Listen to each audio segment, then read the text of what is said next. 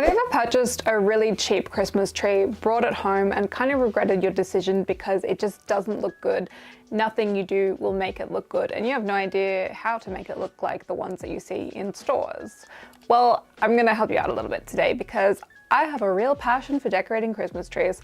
I love going all out for Christmas and decorating the house and doing some crazy stuff using some crafting and DIY know-how. And today I'm gonna break that down in a video for you. I like to think of my Christmas tree as a base, so anything that I add on top of that is to make it look more real, more full and fancier. I don't think of the tree as I think of the tree almost like the stand or the skeleton. And then I like to use a lot of floristry tricks to make it look better. And when you think about it, dressing a tree is a lot closer to styling a bouquet or a floral arrangement than it is to painting a mural or sewing a dress or any other sort of craft thing that you might be doing. Let's try and take your Christmas tree from this to this. So the number one step when it comes to purchasing an artificial Christmas tree, particularly a cheap one that maybe doesn't have a lot of tips, is to fluff it properly. A lot of people talk about fluffing trees and a lot of people don't do it right. The best way that I've found to do it is to fluff the branches out in a star formation and then to go to the very back branches that you see right near the wires that will lead to the trunk and actually push those back. This helps cover the trunk a little bit and creates a bit of visual confusion so that that odd bare metal trunk with the pine needles wrapped around it doesn't look so artificial.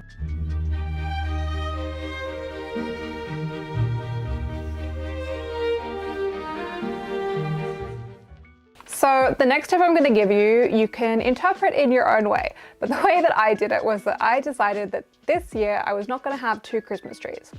I normally do have two Christmas trees. I have one in my dining room and one in my living room. But this year I thought that it would be a really good idea to pull one apart because my dining room is kind of looking a little under the weather, a little worse for wear. Our dining table currently houses circular saws, so we're not using it right now. So what I did was I took a $49 tree that I had purchased on sale a few years ago from Kmart, which is a pretty cheap store here in Australia for homewares and other random goods, and I decided to rip it apart and use all of the branches as picks. Unfortunately for me, these weren't just the simple branches that you can like push into the base of the tree. These were the ones that are screwed in. So I had to get some bolt cutters and really tear them out. But when I finally did, I started wiggling the branches around to fluff them and I was able to pretty easily insert them into my Christmas tree. One of the tips that I will give you if you choose to do this, by the way, you can use floristry picks, like things that are meant for this, or Christmas picks. To get the same effect. You can buy a bunch that look like pine, you can buy some that are more fancy, and this will help create fullness in your tree. But one of the tips that I really like that I picked up from consuming a lot of interior decor content is to wiggle your picks and kind of make them look a little odd because that looks more natural. And ultimately, I think that that gave my tree a much better silhouette.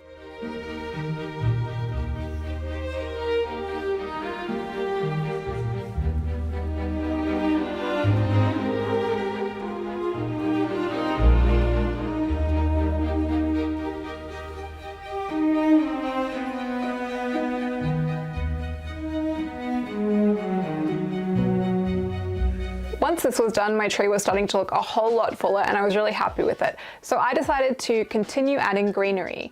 I created some moss balls using artificial moss, PVA glue, and some styrofoam balls that I normally use to make other Christmas balls.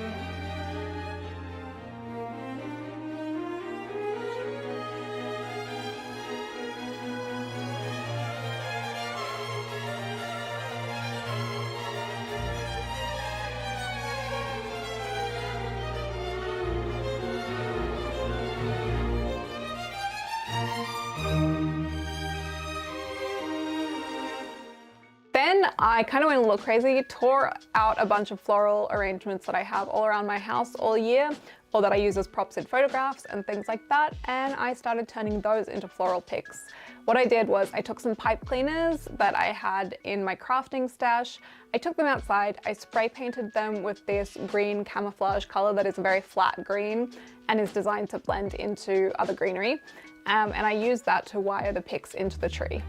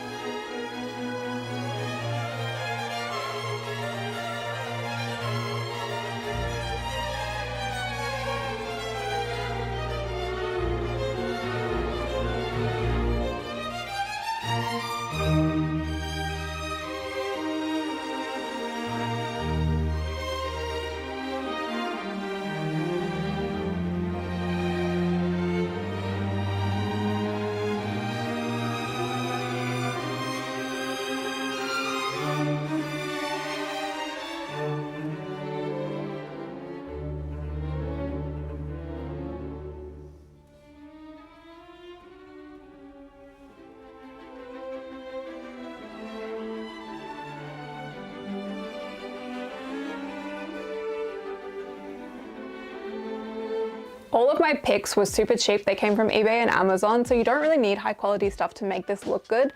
But if you do have the ability to get super high quality, beautiful silk picks or artificial greenery, then absolutely do that. It's gonna look fabulous. I'm also a really big fan of foraging for greenery. I found a really lovely Banksia seed pod on my daily walk, which I don't get because there aren't any Banksias on my daily walk. So I don't know where this one came from, but I was thinking, oh my God, Banksia seed pods would be so nice, particularly for an Australian Christmas tree. And then I found one, so I was really happy with that. And I just wired that into the center of one of my floral arrangements. And then I also went to a local copse of pine trees and found a bunch of pine cones and just drilled a little hole in the base of these, added some wire, and then wired them into the tree. Another natural element that I added to my Christmas tree was I went outside. We've cut a bunch of trees down outside and I've been using some of the branches in crafting throughout Halloween and now Christmas. What I did was I just spray painted them gold. They looked really pretty and I just added them into the tree for a little bit of extra flourish. So even though my tree base is actually pre-lit, I really like adding extra lights because I just think it makes it look a lot more beautiful. I like to use all warm white lights, but I like to utilize the pre-lit part of the tree as the base. Again, it's just the base, it's not the final product. And then on top of that, I'll add a ton of copper wire fairy lights. I think these are really, really pretty. And the cool thing about them is that the bulbs are so much smaller than the original tree lights that you get this really beautiful dimension where you get some smaller lights that emanate this really pretty glow and some bigger lights. And then on top of that, I'll add candles like this, which is an even bigger bulb. I was a really big fan of adding all of this greenery and these like floral greenery elements because I felt that they added a really beautiful flourish to the silhouette of my tree. It made things look a lot fancier, and I'm looking at it now and I'm just kind of thinking like where the ferns are kind of flipping out and curling out, it just looks really pretty. It adds so much depth to the tree, so much dimension, and makes it look a lot more real, a lot more full, and like a lot more thought and care has gone into it.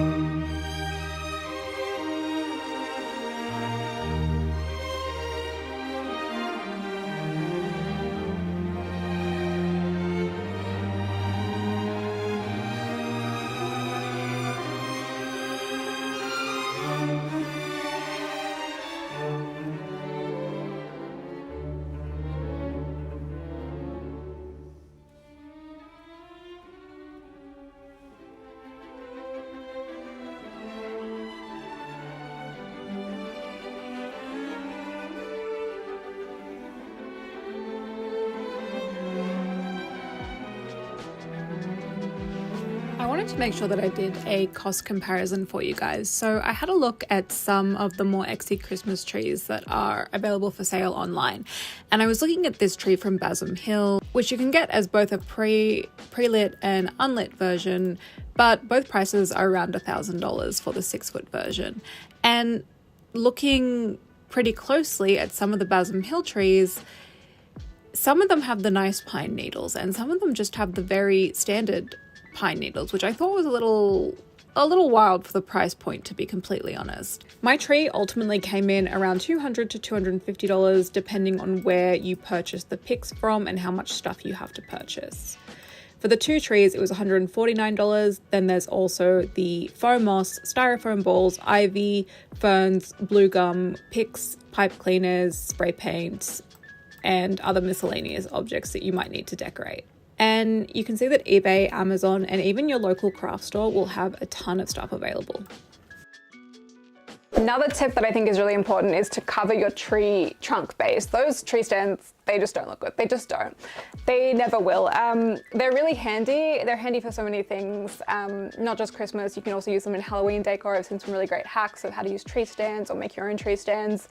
And for their purpose, which is holding the tree upright, getting it level, etc., they're fantastic. But I would recommend getting a tree skirt or a tree collar. I made my tree collar this year. I just cut it out of some cardboard, and I used a tape measure that I normally use in sewing, as well as a pen to mark out about 3/4 of a circle. That circle had an exterior perimeter of 20 inches and an interior cutout perimeter of 10 inches. So it's 10 inches tall, and it fits around my tree really nicely. Covers up that hideous base and also a little bit of that kind of odd looking tree trunk.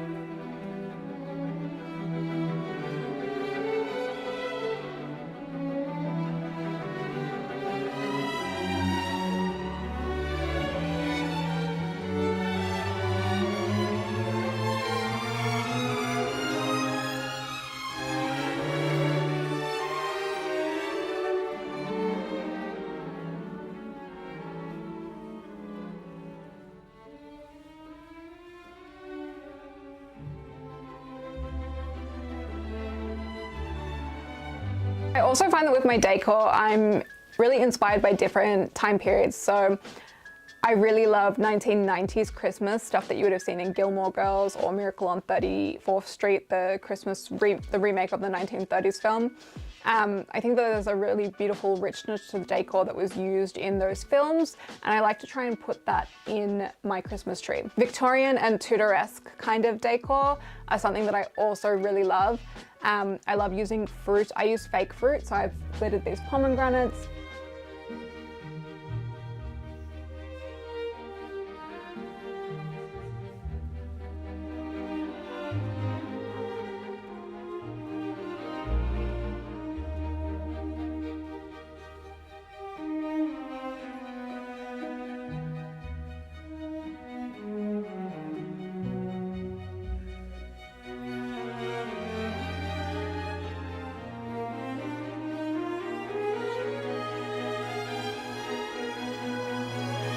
Fruit, natural elements like little mushrooms that I make out of polymer clay, obviously all of the greenery that I put in, and then jewel tones. I think jewel tones are really beautiful. I like a base of red, white, green, silver, the traditional Christmas colors, and then a little bit of these beautiful jewel tones. I've got a lot of purple in this tree, some deep crimson. I'm looking for blue, but I can't find it, so I might have to make it.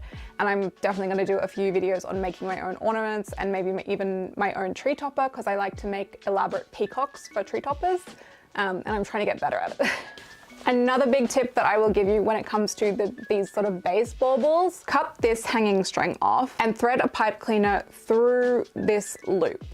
Thread a bunch of these baubles that are more plain and round in shape. They can be fancy and glass, glittery, patterned, etc. But they have to be this ball shape or one of the more basic Christmas tree shapes, like a teardrop ornament or something like that. Wind them together with the pipe cleaner and then use the pipe cleaner to attach them to the branches. Again, probably a good idea to get that camouflage green spray paint so you can spray paint your pipe cleaners or wires, or use green or brown floristry wire. That's also a really good option. This gives you so much more control with how you actually get the baubles to look on the tree. You can move them around more, you can have them coming out from the branches more, you can get them in the position that you really wanted them in. I'm a big fan of just using wire, floristry wire and pipe cleaners to decorate my tree. I mean, not using those as the decorations, using those as the ties for the decorations. Just because you get so much more in terms of control. And again, it's a floristry trick to use wire. So why not use what the professional use? All right. Before I show you the final photos, here's a quick review of what the tree looked like. And now let's see what it's looking like in its final form.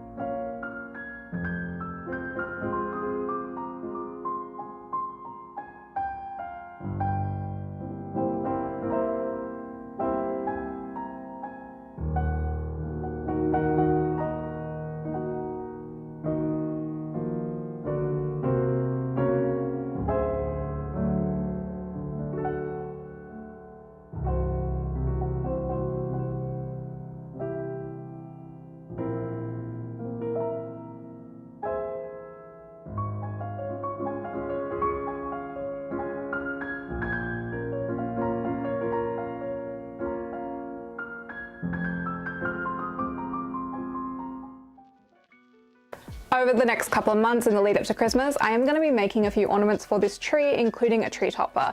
And I would love for you to subscribe. You can also join me for a video next week on how I decorate my kitchen. And if you enjoy home renovation, DIY and decor videos, that's what I upload pretty much every week with a little bit of sewing and vintage styling thrown in. So hit the subscribe button and let me know what you thought of this video, and I will talk to you later.